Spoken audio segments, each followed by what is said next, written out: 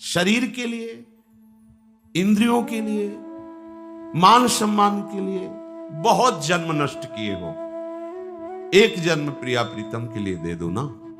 पर हम देखते हैं शरणागति का सत्संग हजारों बार सुना है इन लोगों ने, पर जब शरणागति की कसौटी आती है तो बिल्कुल दूर रेखा से खड़े दिखाई देते हैं। कहीं शरणागति नहीं, बस अपनी लोक मर्यादा, अपने शरीर प्रियता, अपने अहम प्रियता में ही कसौटी में नजर आते हैं। नहीं, खंड खंड हो जाए तन, अंग अंग सत टूक, वृंदावन ने छाड़ियो छाड़िबो है बड़ी चूक।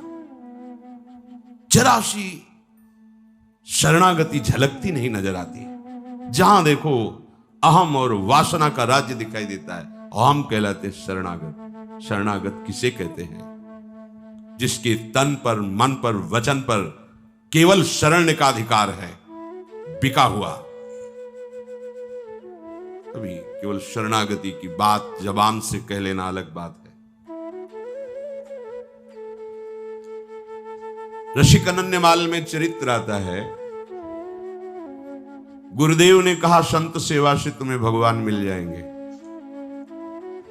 प्रारंभ की संत सेवा कैसे करें, पद्धति भी बता दी थी। संतों को साक्षात भगवान का स्वरूप मानो, जब आए उनका चरणामृत उतारो, प्रणाम करो, आरती पूजा करो, भोग प्रसाद जैसे भगवान को ऐसे उनको पवाओ, उनके प्रति भगवत भाव रखो।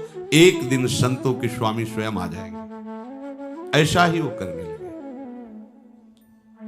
किसी दुष्ट चित्त वाले ने देखा कि इनके घर में तो संत वेश में जाने से बड़ा सम्मान मिलता है, भेंट भी मिलती, खाने पीने को भी मिलता है।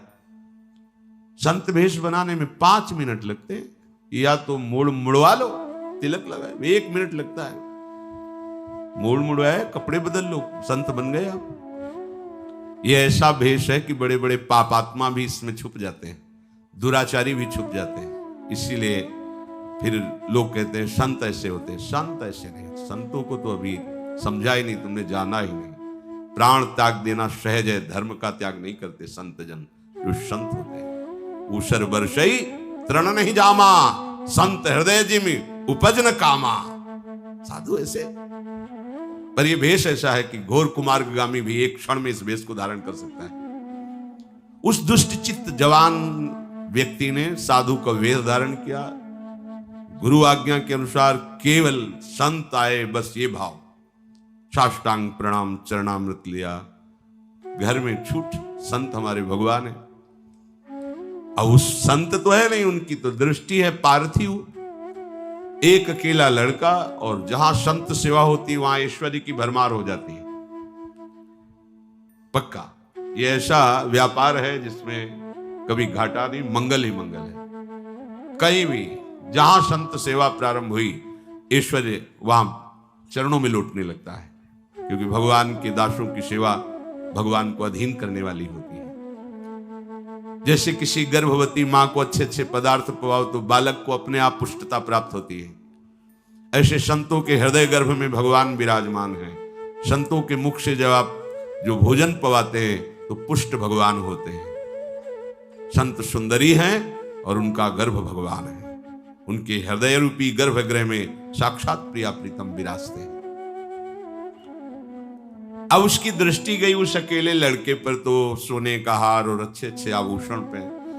उसने सोचा अंदर चोरी करना तो बड़ा मुश्किल, इस लड़के को ही मार देते हैं, आभूषण उतार करके यहां से निकल लेते हैं। क्योंकि साधु तो था नहीं, 2-4 दिन को खीर पुआ पाए। एक दिन देखा कि वो जो सेवा करने वाले थे वो किसी कार्य से बाहर गए। अब वो लड़के को बुलाया, तो ऐसे भक्त हृदय के पुत्र भी तो भक्त हृदय होंगे, बहुत सरल स्वभाव। अभी नाबालिग बच्चा, उसको क्या ज्ञान की कौन किस भाव से बुला रहा है।